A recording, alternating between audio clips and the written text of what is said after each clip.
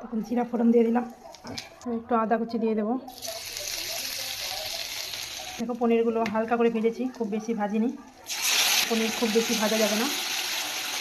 দিয়ে পালং শাকটা আমি দিয়ে দিলাম এখানে।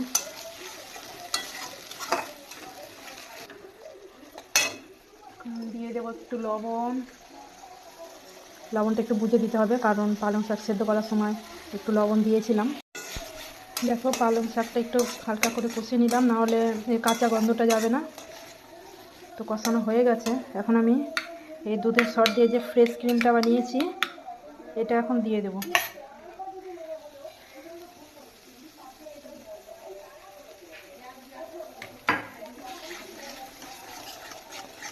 এই দুধের সরের এই ফ্রেশ ক্রিমটা দিলে খুব সুন্দর টেস্ট হয়।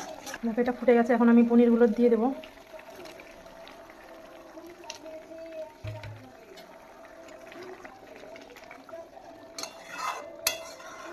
তার একটু ফুটিয়েই নামিয়ে নেব।